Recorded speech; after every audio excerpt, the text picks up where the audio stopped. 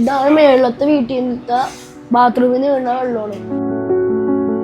ബാത്റൂമിന്റെ വെള്ളമൊക്കെ വീഴുമ്പോ ഭക്ഷണത്തിൽ വീഴുമ്പോ തിന്നാനൊന്നും പറ്റൂല. വെള്ളപ്പൊക്കം വന്ന പോലെ ഞങ്ങളുടെ വീട്ടില് എന്തൊക്കെ ഇവിടെ വൃത്തിയില്ലായ്മയായിട്ട് തോന്നണ. സ്കൂളിലൊന്നും പോകാൻ പറ്റില്ല, കുട്ടികളൊക്കെ കളിയാക്കും.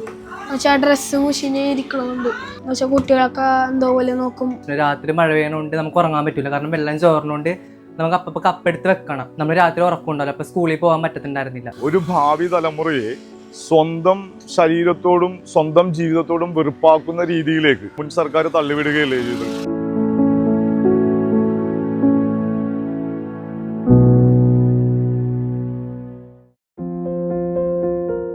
എനിക്ക് സ്കൂളിൽ പോകാൻ പറ്റില്ല. എന്താന്ന് വെച്ചാൽ ബാത്റൂമിൽ ലീക്കേജ് ആണ്. മിനിഞ്ഞാന്ന് മഴ പെയ്തപ്പോൾ നല്ല ചോർച്ച ഉണ്ടായി. വെള്ളമൊക്കെ കയറി വന്ന് കുറേ പ്രാവശ്യം തുടച്ചിട്ടും പോയില്ല. വെള്ളപ്പൊക്കം വന്ന പോലെ ഞങ്ങളുടെ വീട്ടില്. കാരണം കൊണ്ട് എനിക്ക് സ്കൂളിലൊന്നും പോകാൻ പറ്റില്ല. എന്തൊക്കെ ഇവിടെ വൃത്തിയില്ലായ്മയായിട്ട് തോന്നണ്. വീട്ടിലൊക്കെ വെള്ളം കയറണം കൊണ്ട്. പിന്നെ അവിടെ നന്നായിട്ട് ചോർച്ചുണ്ട് എൻ്റെ വീട്ടില്. അടുക്കളയൊക്കെ എല്ലാം പോയി കിടക്കണേ. അത് കാരണം കൊണ്ട് എനിക്ക് സ്കൂളിലൊന്നും പോകാൻ പറ്റില്ല. ഈ നനഞ്ഞ ഡ്രസ്സൊക്കെ ഇട്ടുകൊണ്ട് വരുമ്പോൾ എനിക്ക് ഒന്നും ചെയ്യാൻ തോന്നും. എനിക്ക് മാനസികമായിട്ട് എന്തൊക്കെയോ തോന്നും. അതുകൊണ്ട് ഞാൻ അങ്ങനെ പഠിക്കണേൽ അധികം ശ്രദ്ധിക്കാറില്ല. ഈ മഴ വന്ന കാരണം കൊണ്ട് ഈ വെള്ളപ്പൊക്കം മേളിൽ നിന്ന് ലീക്കേജ് ഉണ്ട് ഞങ്ങളുടെ ബാത്റൂമിൽ. അപ്പോൾ എനിക്ക് ഇന്ന് അറപ്പൊക്കെ തോന്നും. ഒരു മാസത്തോളം നമ്മൾ പോയിട്ടില്ലായിരുന്നു ഈ പ്രശ്നം കാരണം കൊണ്ട്. ഉറങ്ങാനൊന്നും പറ്റിയില്ല. കരണ്ടൊക്കെ പോയതുകൊണ്ട് പിന്നെ ഞാൻ കുറേ നേരം കഴിഞ്ഞിട്ടൊക്കെ ഉറങ്ങാം. പിന്നെ പഠിക്കാനും പറ്റുള്ള ചോറുണ്ട്. പിന്നെ വായിക്കാനൊന്നും പറ്റാത്തതുകൊണ്ട് മഴയൊക്കെ പെയ്യുമ്പോൾ നല്ല ബുദ്ധിമുട്ടുണ്ട്. ഫുഡിലൊക്കെ ചോരുമ്പോൾ വെള്ളം വീഴും. എന്നുവെച്ചാൽ ഇവിടെ വന്ന് കഴിക്കുമ്പോൾ പിന്നെ കഴിക്കാൻ ഫുഡ് പോയ്സൺ പോലെ അടിച്ചാൽ സ്കൂളിലും പോകാൻ പറ്റില്ല. അങ്ങനെ കുറേ പ്രശ്നങ്ങളുണ്ട്. കടക്കുമ്പോൾ മേത്തൊക്കെ വെള്ളം വീണു. യൂണിഫോമൊക്കെ ചീഞ്ഞു പോകണം. എന്നുവെച്ചാൽ ഈ വെള്ളമൊക്കെ വീണിട്ട് സ്കൂളിലൊന്നും പോകാൻ പറ്റില്ല. കുട്ടികളൊക്കെ കളിയാക്കും. എന്നുവെച്ചാൽ ഡ്രസ്സ് മുഷിഞ്ഞ് ഇരിക്കണമുണ്ട്. പിന്നെ ഞങ്ങൾക്ക് ഒരു സങ്കടം വരും. എന്നുവെച്ചാൽ ഡ്രസ്സൊക്കെ മുഷിഞ്ഞ് പോകുമ്പോൾ. പിന്നെ ട്യൂഷനൊക്കെ പോകുമ്പോൾ എന്തോ ബുദ്ധിമുട്ട് പോലെയാവും. എന്നുവെച്ചാൽ കുട്ടികളൊക്കെ എന്തോ പോലെ നോക്കും. എന്താടാ ചീത്ത കുട്ടിയാണോ അവനൊക്കെ പറയും. ചില സങ്കടങ്ങളൊക്കെ വരും. ഇത് മുൻ സർക്കാരിന്റെ കാലത്ത് ഞങ്ങൾക്ക് സന്തോഷ ഭവനം എന്ന് പറഞ്ഞ പി.ആൻഡി കോളനിയിൽ താമസിച്ചിരുന്ന ജനങ്ങളെ സുരക്ഷിതമായി താമസിക്കുന്ന ഒരു പദ്ധതിയോടെ ചെയ്ത ഒരു പദ്ധതിയാണിത്, ലൈഫ് മിഷൻ. ഞങ്ങളിവിടെ വന്നിട്ട് 2024 ജനുവരി 31 വരുന്നതാണ്. ഫെബ്രുവരി 14 ആദ്യത്തെ മഴയിൽ തന്നെ വെള്ളം ചോർന്നിരിക്കാൻ തുടങ്ങി. അന്ന് മുതൽ ഇന്ന് വരെ ഞങ്ങൾ വളരെ ദുരിതത്തിലാണ്. ഇതാണ് മേളത്തെ വീട്ടിൽ നിന്നത്തെ ബാത്റൂമിൽ വീണ വെള്ളമാണ്. ഇതൊക്കെ കാണുമ്പോൾ എനിക്ക് നല്ല അറപ്പാണ്. അതുകൊണ്ട് എനിക്കങ്ങനെ മാനസികമായിട്ട് പഠിക്കാൻ പറ്റുന്നില്ല.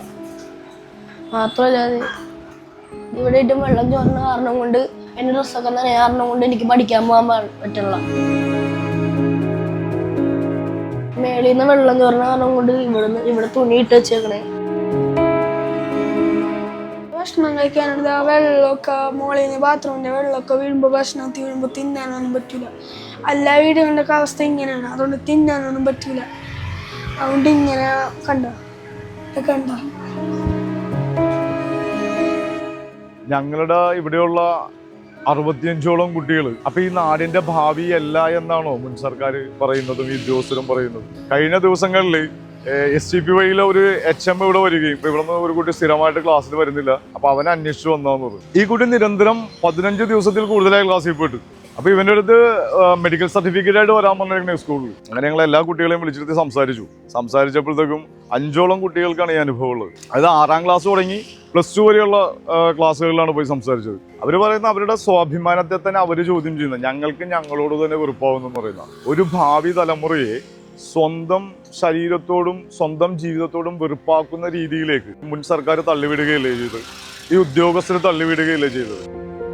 അപ്പൊ ഇതെല്ലാം അറിഞ്ഞുകൊണ്ട് ഇത്രയും കുടുംബങ്ങളെയും ഇത്രയും കുട്ടികളെയും ഇതിലേക്ക് കൊണ്ടിട്ടുകൊണ്ട് മാനസികമായി മനഃപൂർവ്വം പീഡിപ്പിച്ച ഇവർക്കെതിരെ കേസെടുക്കണം. ഇവിടെ മഴയൊക്കെ പെയ്യുമ്പോഴത്തേനും മതിലിൽ കൂടി ഇങ്ങനെ ചോർന്നിറങ്ങും. മതിലിൽ കൂടി ചോർന്നിറങ്ങുമ്പോഴത്തേനും ബുക്കൊക്കെ താഴെ വെച്ചേക്കണം. അപ്പം എല്ലാം നനഞ്ഞു. പിന്നെ കപ്പൊക്കെ മേളിൽ വെച്ചിട്ടുണ്ട്. രാത്രി മഴ പെയ്യണോണ്ട് നമുക്ക് ഉറങ്ങാൻ പറ്റില്ല, കാരണം വെള്ളം ചോർന്നുകൊണ്ട് നമുക്ക് അപ്പം കപ്പെടുത്ത് വെക്കണം. അപ്പം എവിടെ നിന്നൊക്കെ ചോറിനെന്ന് പറയാൻ പറ്റൂല. അപ്പം നമ്മൾ രാത്രി ഉറക്കമുണ്ടല്ലോ, അപ്പം സ്കൂളിൽ പോകാൻ പറ്റത്തുണ്ടായിരുന്നില്ല. അങ്ങനെ സ്കൂളിൽ നിന്ന് കുറച്ച് നാളത്തേക്ക് കേട്ടിട്ടുണ്ടായിരുന്നില്ല മെഡിക്കൽ സർട്ടിഫിക്കറ്റ് വേണമെന്ന് പറഞ്ഞ്. ഇവിടെ മഴ പെയ്യുമ്പോഴത്തേനും ചോരും ബാത്റൂമിൽ നിന്ന് ലീക്കാവും, അടുക്കളയിലൊക്കെ ലീക്കാവും. അപ്പോൾ ഫുഡ് ഉണ്ടാക്കാൻ പറ്റൂല. മറ്റേ ഗ്യാപ്പ് ഉള്ളതുകൊണ്ട് കാറ്റടിക്കുമ്പോഴത്തേക്കും വെള്ളം വീഴും. അപ്പോൾ ഇവിടെ എല്ലാ റൂമിലും ബക്കറ്റൊക്കെ വെച്ചിട്ടുണ്ട്. ഇതേപോലെ മേളിൽ ഗ്ലാസും വെച്ചിട്ടുണ്ട്. ഞങ്ങളുടെ പ്രതീക്ഷ എന്താ? ഞങ്ങളുടെ മക്കളുടെ കയ്യിലല്ലേ ഞങ്ങളുടെ പ്രതീക്ഷ? ഞങ്ങളിലാണോ ഞങ്ങളുടെ പ്രതീക്ഷ ഇരിക്കുന്നത്? നാളെ ഞങ്ങളുടെ മക്കൾ ഒരിടത്തേക്ക് എത്തുമെന്ന പ്രതീക്ഷയിലാണ് ഇത്രയും മലിനമായ അന്തരീക്ഷത്തിലും ഈ ഞങ്ങൾ വെളുപ്പാങ്കലത്തേക്ക് ആൾക്കാർ ലോട്ടറി വിൽക്കാനും വീടുകളിലെ വേല പണിയാനും കൂലിപ്പണിക്കും പോയിട്ട് തിരിച്ചു വരുന്നത്. അത് അവരെ മക്കളെ ഉദ്ദേശിച്ചുകൊണ്ടാണ്. ഇപ്പൊ ഞങ്ങളിവിടെ മക്കളെ പശുവിനെ മേയാൻ വിട്ടേക്കണേ. ജില്ലാ കളക്ടർ അവധി പ്രഖ്യാപിക്കുമ്പോൾ ഞങ്ങളുടെ ഇവിടെ ഉള്ളവർക്ക് ഭയമാണ്. അതല്ലെങ്കിൽ കുട്ടികൾ വേറെ എവിടെയെങ്കിലും സേഫ് ആയിരിക്കും. ഇത് എപ്പോഴാണ് ഇതിന്റെ ജീർണാവസ്ഥയിൽ ഇടിഞ്ഞു വീഴുന്നതെന്നോ അല്ലെങ്കിൽ ഈ മഴക്കാലത്ത് ശക്തമായ ഒരു കാറ്റിൽ ഈ ലൈനിന്റെ ദൂരപരിധി കുറവായതുകൊണ്ട് കുറച്ചടുത്ത് വന്ന് ഇത് എപ്പോഴാണ് തീ പിടിക്കുന്നതെന്ന് ഞങ്ങൾക്കറിയില്ല. അല്ലെങ്കിൽ ഇതൊന്നും ഇല്ലെങ്കിൽ വാട്ടർ ടാങ്ക് എപ്പോഴെങ്കിലും പൊട്ടി വീഴാം. വാട്ടർ ടാങ്കുകളുടെ അടിവശം വട്ടത്തിൽ പൊട്ടിയിരിക്കുകയാണ്.